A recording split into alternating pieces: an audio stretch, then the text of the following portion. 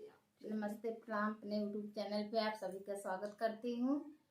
मैं एक शंकर भोलेनाथ का एक गीत सावन का लेके आई हूँ। लाइक करना, हमारे चैनल को सब्सक्राइब करना, ज़्यादा से ज़्यादा शेयर करना, कमेंट बताना कैसा लगा हमारा गीत।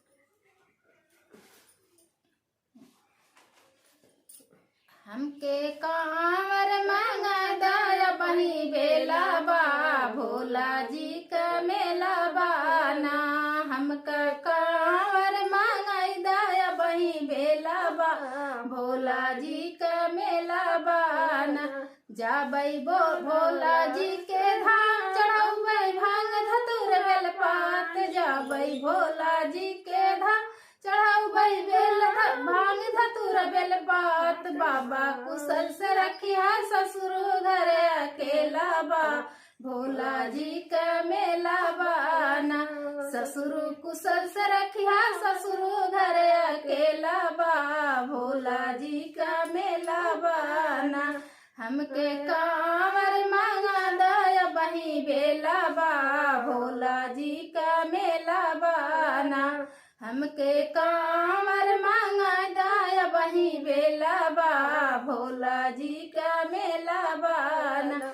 जाबई भोला जी के धाम चढ़, जाबई भोला जी के धाम चरण पे जलवा देव चढ़ाए। जाबई भोला जी के धाम चरण पे जलवा देव चढ़ाए। बाबा कुशल से रखिया सजना घर अकेला बा, भोले जी का मेला बाना।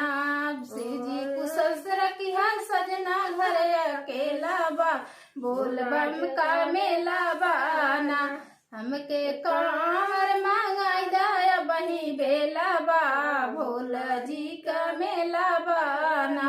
हमके कांवर मांगा दया बही बेला बा, शिव जी का मेला बाना। जाबई भोला जी के धाम, मनौती मंगबई हाथ पसार। जाबई भोला जी के धाम, मनौती मंगबई हाथ पसार। बाबा कुशल से रखिया ललना मोरे अकेला बा, भोला जी का मेला बाना। शिव जी कुशल से रखिया ललना मोरे अकेला बा, शिव जी का मेला बाना। हमके